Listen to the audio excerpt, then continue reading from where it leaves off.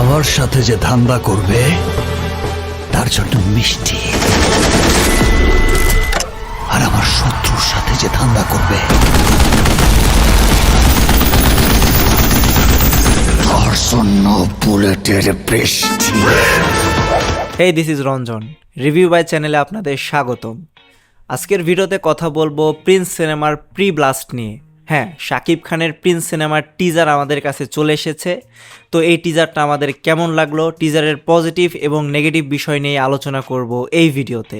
প্রথমে কথা বলে নেই, এই সিনেমার একটা পোস্টার রিলিজ করা হয়েছিল সেহরির সময়। হ্যাঁ, রাত 4টা থেকে 5টার মধ্যে এই সিনেমার একটা পোস্টার রিলিজ করা হয় এবং সেখানেই জানিয়ে দেওয়া হয় প্রিন্স সিনেমার প্রি ব্লাস্ট আসতে চলেছে দুপুর 12:30। শাকিব খানের পোস্টার এরকম লাগবে এটা আসলে তেমন একটা মানতে পারতেছি না। শাকিব খান মানেই ঈদ, শাকিব খান মানেই হচ্ছে বড় সিনেমা। তো এই শাকিব খানের সিনেমার পোস্টার যদি এমন হয় তাহলে এর সিনেমা কেমন হবে সেটা আপনি ভেবে দেখেন। তো এর পোস্টার দেখার পর আসলে এক্সপেকটেশন যতটা এই সিনেমার প্রতি ছিল সেটা থেকে কিন্তু অনেকটা পরিমাণ লো হয়ে গিয়েছে। তো টিজারটা আসার পর আসলে আমার এক্সপেকটেশনটা কেমন হলো, প্রিন্স সিনেমার পজিটিভ বিষয়গুলো যদি আমি দেখি সেটা হচ্ছে প্রিন্স সিনেমার যে প্রথম শুরুটা হয়েছে, বিশেষ করে শাকিব খান যে বসে রয়েছে ওই ছাদে, এই জিনিসটা কিন্তু আমার কাছে খুবই ভালো লেগেছে। বিশেষ করে ওই সিনটা মনে হচ্ছে একটা লার্জ স্কেলের একটা সিন। তাছাড়া শাকিব খান যখন গুলি নিয়ে এন্ট্রি নেয় তখন আমার এক্সাইটমেন্ট অনেক বেশি বেড়ে গিয়েছিল। বিশেষ করে দু একটা জায়গায় যখন শাকিব খানের লুক দেখছিলাম সেই লুকগুলো মনে হচ্ছিল যে হ্যাঁ, তাকে খুবই ভালো লাগছে দেখতে এবং আমি পার্সোনালি অনেক বেশি পছন্দ করছিলাম এই টিজারটাকে। তবে এর পরে যখন দেখা শুরু করলাম, এর যে হচ্ছে কালার গ্রেডিংসটা আছে বা ব্যাকগ্রাউন্ড স্কোরের কথা যদি বলি, সব কিছু কেমন যেন গুলিয়ে গেল হঠাৎ করেই। কেমন যেন সব কিছুই লো মনে হচ্ছিল, লো ফিল হচ্ছিল। শাকিব খানকে যে সাবজেক্টে রাখা হয়েছে, ব্যাকগ্রাউন্ডের যে সিনগুলো চলছিল সেগুলো কেমন যেন অগোছালো লাগছিল, তেমন একটা মিল আমি পাচ্ছিলাম না কালার গ্রেডিংসের ক্ষেত্রে। তো এই জিনিসটা যদি আসলে সিনেমা হলে গিয়ে টের পাই তাহলে হয়তো এই সিনেমার জন্য খুবই বাজে একটা এক্সপিরিয়েন্স হতে যাচ্ছে। যদি এর মেকার্সরা এর কালার গ্রেডিংসটা ভালো মতো ঠিক না করে তাহলে হয়তো সিনেমাটা সিনেমা হলে গিয়ে এনজয় করতে পারবো না। দেখেন, এর আগে শাকিব খানের যখন অন্যান্য সিনেমাগুলো দেখেছিলাম, বিশেষ করে বরবাদের কথা যদি বলি, লার্জ একটা স্কেলে বানানো হয়েছিল। তো সেইখানে শাকিব খানের কিন্তু একটা ডায়লগ ছিল, এই জিল্লু মাল দে। হ্যাঁ, ওইখানে যে শাকিব খানের ভয়েসটা ছিল সেটা কিন্তু আসলে শোনার মতো এবং এই ভয়েসটা বা এই ডায়লগটা মানুষের মনে সাড়াও ফেলেছিল। বাট এইখানেও একটা ডায়লগ রয়েছে, তবে সেই ডায়লগটা তেমন একটা ইম্প্যাক্ট ফেলে না, তেমনভাবে মানুষের মনে হয়তো জায়গা করে নিতে পারবে না। যেহেতু এটা একটা অ্যাকশন জনরার সিনেমা, তো শাকিব খানকে অ্যাকশন অবতারেই এই প্রি ব্লাস্টে দেখা গিয়েছে। প্রত্যেকটা জায়গায় তার হাতে গুলি এবং গ্যাং নিয়ে বিভিন্ন জায়গায় ঘুরে বেড়ানোর দৃশ্য দেখানো হয়েছে। আপনাদেরকে বিশেষ একটা শটের কথা বলি, যেখানে শাকিব খান আসলে কালো স্যুট পরে রয়েছে এবং হাতে তার সিগারেট।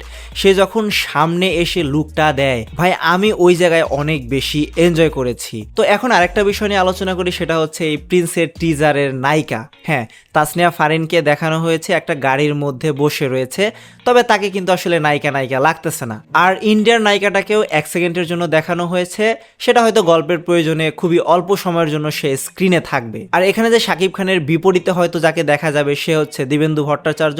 হ্যাঁ, তাকে কিন্তু যথেষ্ট পরিমাণ ভালো লাগছে দেখতে এই টিজার কাটটায় তাকে হয়তো খুব ভালোভাবে প্রেজেন্ট করা হয়েছে। তো দিব্যেন্দু ভট্টাচার্য এবং শাকিব খানের সাথে হয়তো খুব ভালোই জমবে। আমরা বিজয় সেতুপতির যে সিনেমাগুলো দেখি সেখানে যে তার বডি অ্যাঙ্গেলগুলো রয়েছে, ঠিক তেমনই কিন্তু এখানে দিব্যেন্দু ভট্টাচার্যকেও দেখানো হয়েছে। তো এই জিনিসটা আমার কাছে ভালো লেগেছে। তাছাড়া এই সিনেমার যে টাইটেল ট্র্যাকটা, সেই টাইটেল ট্র্যাকটাও হয়তো খুবই ভালো হতে যাচ্ছে। আমরা একটুখানি শুধু ঝলক দেখতে পেরেছি, মানে শুনতে পেরেছি। অ্যাকশন সিনগুলোও ভালো হয়েছে, তবে এক্সপেকটেশন বেশি থাকার কারণে আমাদের কাছে কেমন যেন লো কোয়ালিটি মনে হয়েছে। তাছাড়া এর যে ভিএফএক্সগুলো করা হয়েছে, যখন শাকিব খান হাঁটছিল তার পায়ের নিচ দিয়ে যে আগুনের দৃশ্যগুলো বা পিছনে যখন গাড়ি ব্লাস্ট হচ্ছিল সেই দৃশ্যটাও মনে হচ্ছিল যে ভিএফএক্সের খুবই অভাব। তো এই জিনিসগুলো মেকার্সদের দেখা উচিত, সিনেমাটা সিনেমাটা আসা এখনও 10-15 দিন বাকি রয়েছে, তো তাদের এই জিনিসটাকে ঠিক করে ভালোভাবে আমাদের সামনে প্রেজেন্ট করাটা এখন মূল চ্যালেঞ্জ। তবে এর সব কিছুর ঊর্ধ্বে গিয়ে একটা জিনিস কিন্তু ঠিক করতেই হবে, সেটা হচ্ছে এই সিনেমার কালার গ্রেডিংস। হ্যাঁ, কালার গ্রেডিংসটা আমার কাছে একটুও ভালো লাগেনি, এর আগেও বলেছি, এখনও বলছি। তো কালার গ্রেডিংসটা যদি ঠিক না করে হয়তো বিগ স্ক্রিনে তেমন একটা মজা আমরা পাবো না। প্রিন্স সিনেমার বাজেটটা আসলে কত সেটা কি আপনারা জানেন? না জানলেও একটা আন্দাজ করা যায় যে প্রিন্স সিনেমার বাজেট কিন্তু অনেক বেশি। তো একটা বড় বাজেটের সিনেমার প্রি ব্লাস্ট আসলে কেমন হওয়া উচিত, সেরকম কি হয়েছে আপনারা বলেন তো? ধরা যায় বরবাদের বাজেট কিন্তু এই সিনেমার বাজেটের থেকে খুবই কম ছিল, বাট আপনি বরবাদের টিজারটা দেখেন এবং প্রিন্স সিনেমার টিজারটা দেখেন, মনে হবে কি আপনার আকাশ পাতাল তফাৎ। বিশেষ করে আমরা বরবাদের লাস্ট সিনের কথা যদি বলি, যখন শাকিব খান হেঁটে যাচ্ছিল ওই আপনার কি হেলিকপ্টারের দিকে, ওই জিনিসটা আপনি ভাই দেখলে আপনার চোখটা জুড়িয়ে যাবে। বাট প্রিন্সে এরকম কি রয়েছে, আপনার গুলিটা যে রয়েছে সেটাও দেখতে কেমন একটা ফেক ফেক লাগতেছে, সেটাও তেমন একটা এক্সাইটেড করে না।